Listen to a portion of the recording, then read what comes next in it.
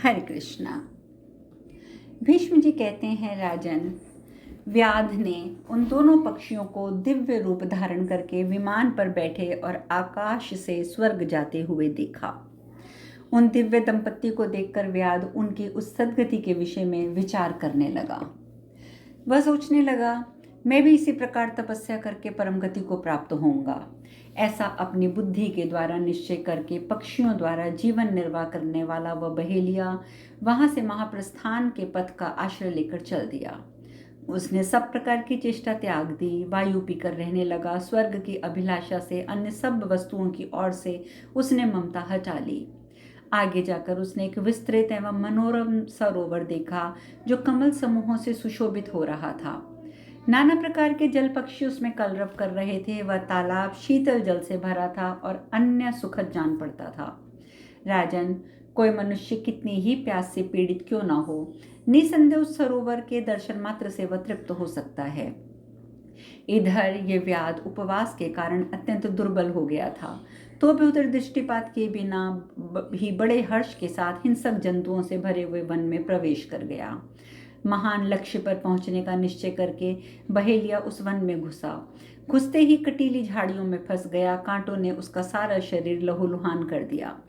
नाना प्रकार के वन्य पशुओं से भरे हुए उस निर्जन वन में वह इधर उधर भटकने लगा। इतने में ही प्रचंड पवन के वेग से वृक्षों में परस्पर रगड़ होने के कारण उस वन में बड़ी भारी आग लग गई।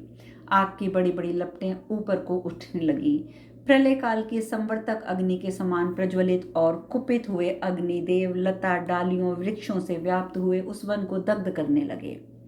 हवा से उड़ी हुई चिंगारियों और ज्वालाओं द्वारा चारों ओर फैलकर उस दावानल ने पशु पक्षियों से भरे हुए भयंकर वन को जलाना आरंभ कर दिया। बहेलिया अपने शरीर का परित्याग करने में के लिए मन में हर्ष और उल्लास भरकर बढ़ती हुई आग में दौड़ पड़ा। भरत श्रेष्ठ तदंतर उस जल आग में जल जाने से बहेलिये के सारे पाप नष्ट हो गए और उसे परम सिद्धि प्राप्त हो गई। थोड़ी ही देर में अपने आप को उसने देखा कि वह बड़े आनंद से स्वर्गलोक में विराजमान है और अनेक यक्ष सिद्ध और गंधर्वों के बीच में इंद्र के समान शोभा पा रहा है।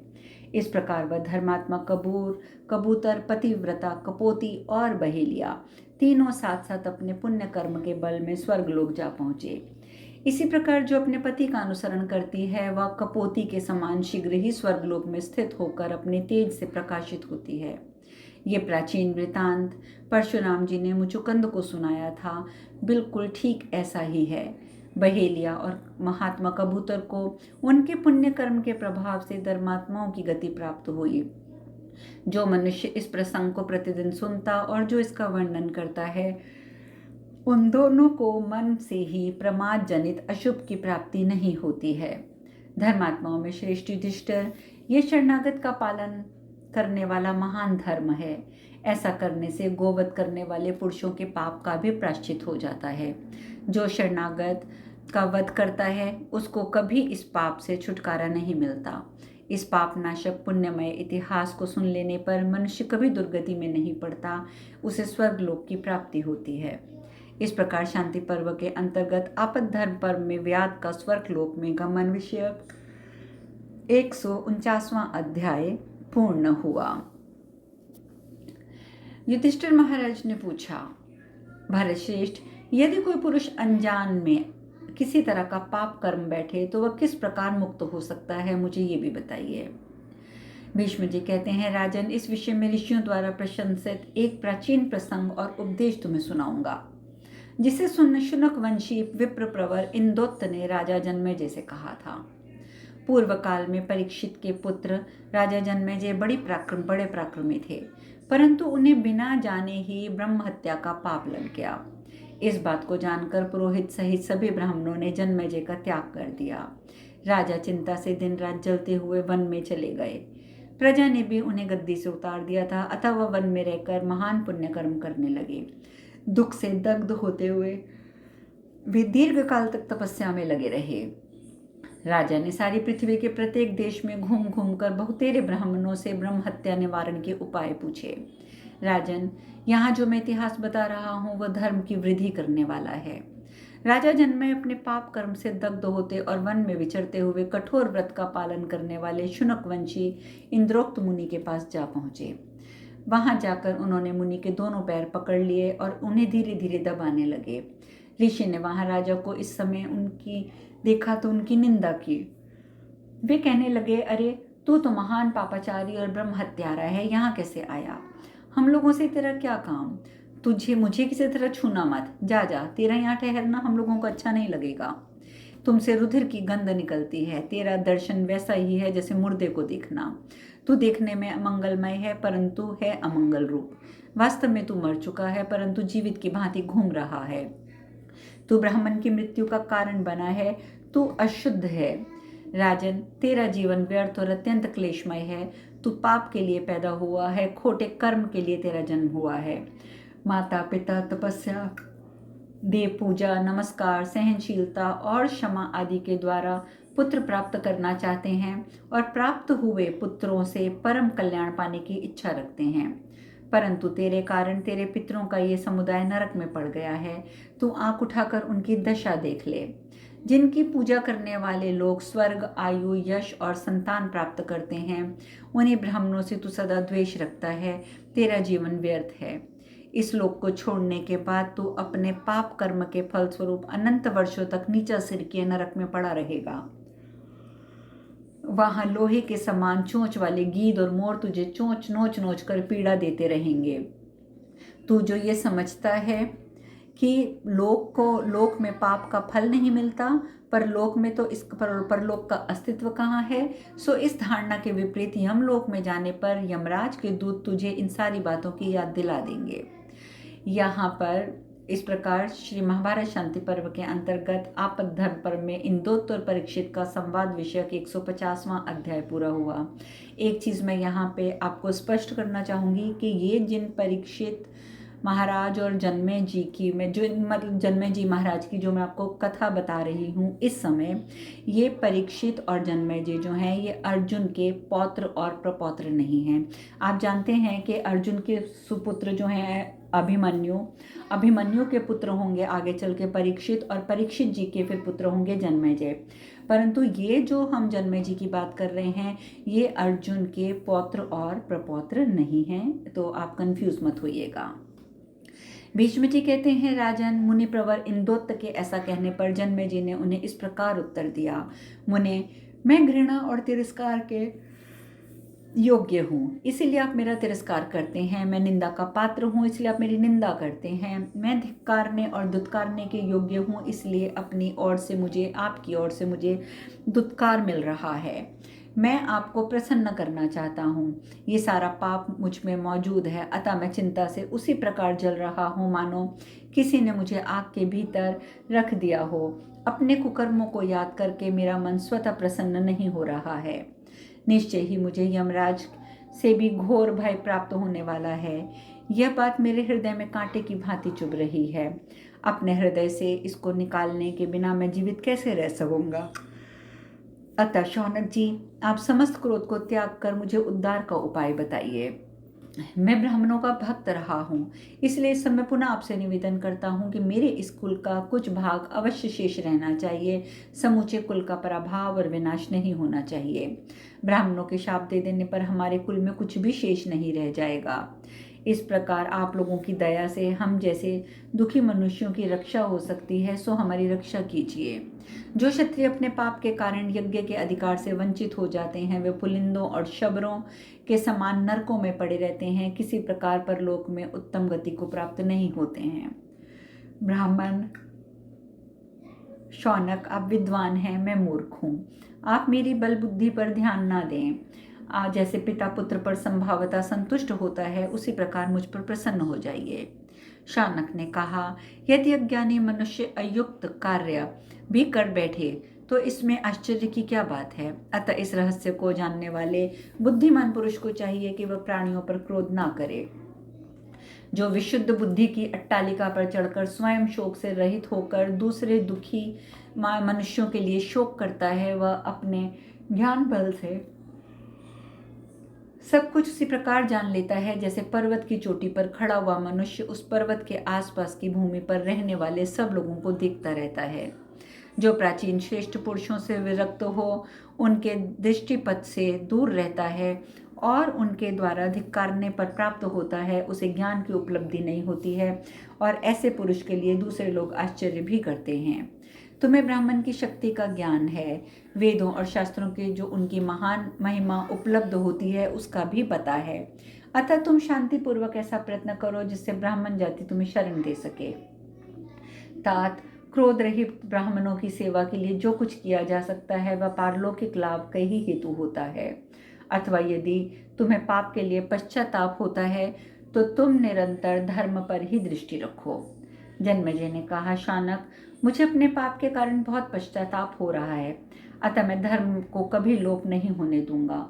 मुझे कल्याण प्राप्त करने की इच्छा है, इसीलिए आप मुझ भक्त पर प्रसन्न होइए। शौनक बोले, नरेश्वर, मैं तुम्हें तुम्हारे दंभ और अभिमान का नाश करने वाला तुम्हारा प्रिय करना चाहता हूँ। तुम धर्म का निरंतर स्मरण करते हुए समस्त प्राणियों के हित का साधन करो। राजन, मैं भय से, दीनता से, लोभ से भी तुमसे अपने पास नहीं बुलाता हूँ। तुम इन ब्राह्मणों के सहित दैवी वाणी के समान मेरी एक सच्ची बात को कान खोलकर सुन लो। मैं तुमसे कोई वस्तु लेने की इच्छा नहीं रखता। यदि समस्त प्राणी मुझे खरी खोटी सुनाते रहें, हाय हाय मचाते रहें और धिक्कार देते रहें, तो भी मैं उनकी अवहेलना करके मैं तुम्हें केवल धर्म के कारण निकट आने के लिए आमंत्रित करता हूँ। तुम लोग मुझे लोग धर्मज्ञ अधर्मज्ञ कहेंगे।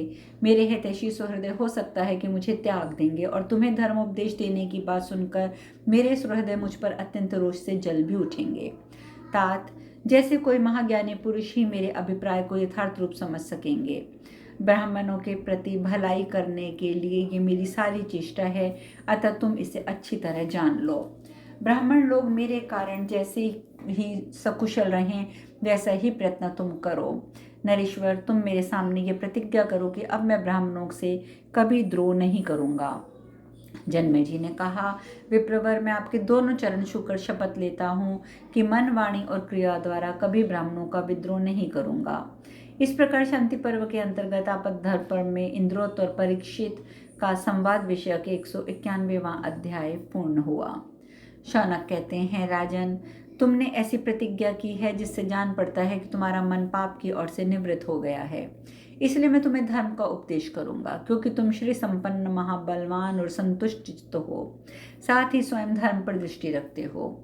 राजा पहले कठोर स्वभाव का होकर पीछे कोमल भाव का अवलंबन करके जो अपने सद्व्यवहार से समस्त प्राणियों पर अनुग्रह करता है, वह बड़ा अत्यंत आश्चर्य की बात है। चिरकाल तक तीक्ष्ण स्वभाव का आश्रय लेकर राजा निश्चय ही अपना सब कुछ जलाकर भस्म कर डालता है। ऐसी धारणा ही लोगों की धारणा है, परंतु तुम जैसे होकर भी जो धर्म पर दृष्टि रख रहे हैं, ये कम आश्चर्य की बात नहीं है। जन्मेजय, तुम तो दीर्घ काल से भक्ष्य भोज्य आदि पदार्थों का परित्याग करके तपस्या में लगे हुए हो। ये पाप से अभिभूत हुए मनुष्यों के लिए अद्भुत बात है। यदि धन संपन्न पुरुष दानी हो और कृपण या दरिद्र मनुष्य तपस्या का धनी हो जाए तो उसे आश्चर्य की बात नहीं मानते हैं, क्योंकि ऐसे पुरुषों का दान और तप से संपन्न होना अधिक कठिन है। यदि सारी बातों पर पूर्वापर विचार न करके अन्य कोई कार्य आरंभ किया जाए तो यही कायरतापूर्ण दोष है। यदि भलीभांति आलोचना करके कोई कार्य किया जाए तो गुण माना जाता है। पृथ्वीनाथ, यज्ञ, दान, दया, वेद और सत्य, ये पांचों पवित्र बताए गए हैं। इसके साथ अच्छी तरह आचरण में लाया हुआ तब भी छठा पवित्र माना गया है। जन्मेजय, राजाओं के लिए ये छहों वस्तुएं परम पवित्र हैं। इन्हें भलीभांति आचरण में लाने वाले तुम श्रेष्ठतम धर्म को प्राप्त कर लोगे। पुण्य तीर्थों की यात्रा करना भी परम पवित्र माना गया है। इस विषय में विज्ञ पुरुष राजा ययाति की गाई हुई इस गाथा का उदाहरण दिया करते हैं। जो मनुष्य अपने लिए दीर्घ जीवन की इच्छा रखता है, वह यत्न पूर्वक यज्ञ का अनुष्ठान करके फिर उसे त्याग कर तपस्या में लग जाए। कुरुक्षेत्र को पवित्र तीर्थ बताया गया है। कुरुक्षेत्र से अधिक पवित्र सरस्वती नदी है। इससे भी अधिक पवित्र उसके भिन्न भिन्न तीर्थ हैं। उन तीर्थों से भी दूसरों की अपेक्षा पृथुदक तीर्थ को श्रेष्ठ कहा गया है। उसमें स्नान करने और उसका जल पीने से मनुष्य को केवल ही होने व कल ही होने वाली मृत्यु का भय नहीं सताता, अर्थात वह कृत्य कृत्य हो जाता है, इस प्रकार मरने से नहीं डरता। यदि तुम महासरोवर पुष्कर, प्रभास, उत्तरमानस, कालोदक, दृष्टिदिति और सरस्वती के संगम और मानसरोवर आदि तीर्थों पर जाकर स्नान करोगे तो पुनः अपने जीवन के लिए दीर्घायु प्राप्त कर लोगे। सभी तीर्थ स्थानों में स्वाध्यायशील होकर स्नान करो। मनु ने कहा है कि सर्व त्याग रूप संन्यास संपूर्ण पवित्र धर्मों में श्रेष्ठ है। इस विषय में सत्यवान द्वारा निर्मित हुई इन गाथाओं का उदाहरण दिया जाता है। जैसे बालक ऋण द्वेष से शून्य होकर भी सदा सत्यपरायण ही रहता है, ना तो वह पुण्य करता है न पाप, इस प्रकार प्रत्येक पुरुष श्रेष्ठ पुरुष को भी होना चाहिए। इस संसार के संपूर्ण प्राणियों में जब दुख ही नहीं है तब सुख कहाँ से हो सकता है। ये सुख और दुख दोनों ही प्रकृतिस्थ प्राणियों के धर्म हैं, जो कि सब प्रकार के संसर्ग दोष को स्वीकार करके उसके अनुसार चलते हैं। जिन्होंने ममता और अहंकार आदि के साथ सब कुछ त्याग दिया है, जिनके पुण्य और पाप सभी निवृत्त हो चुके हैं, ऐसे पुरुषों का जीवन ही कल्याणमय है। अब मैं राजा के कार्यों में जो सबसे श्रेष्ठ है उसका वर्णन करता हूँ। जनेश्वर, तुम धैर्य युक्त बल और दान के द्वारा स्वर्गलोक पर विजय प्राप्त करो। जिसके पास बल और ओज है वही मनुष्य धर्माचरण में समर्थ है। नरेश्वर, तुम ब्राह्मणों को सुख पहुंचाने के लिए सारी पृथ्वी का पालन करो। वे बार बार तुम्हें धिक्कारें और फटकार कर दूर हटा दें तो भी उनमें आत्मदृष्टि रखकर तुम यही निश्चय करो कि अब तो मैं ब्राह्मणों को नहीं मारूंगा। परम तप, कोई राजा बर्फ के समान शीतल होता है, कोई अग्नि के समान ताप देने वाला होता है, कोई यमराज के समान भयानक जान पड़ता है, कोई घास फूस का मूलोच्छेद करने वाले हल के समान दुष्टों का समूल उन्मूलन करने वाला होता है, कोई पापचारियों पर अकस्मात व्रज के कारण टूट पड़ता है। कभी मेरा अभाव नहीं हो जाएगा ऐसा समझकर राजा को चाहिए कि दुष्ट पुरुषों का संग ना करे। यदि कोई शास्त्र विरुद्ध कर्म बन जाए तो उसके लिए पश्चाताप करने वाला पुरुष पाप से मुक्त हो जाता है। आज से केवल धर्म का आचरण करूंगा, ऐसा नियम लेने से तीसरी बार के पाप से छुटकारा आ जाता है। पहली बार का जो पाप है पश्चाताप करने वाला, उससे छुटकारा पाता है, और यदि दूसरी बार फिर पाप बन जाए तो अब ऐसा काम नहीं करूंगा ऐसी प्रतिज्ञा से पाप मुक्त होता है, और तीसरी बार तो केवल धर्म का आचरण करूंगा ये निर्णय लेने वाला ही पाप से मुक्त होगा। सुख की अभिलाषा रखने वाले पुरुष को कल्याणकारी कर्मों का अनुष्ठान करना चाहिए। लगातार 1 वर्ष तक अग्निहोत्र करने से कलंकित पुरुष अपने ऊपर लगे हुए कलंक से छूट जाता है।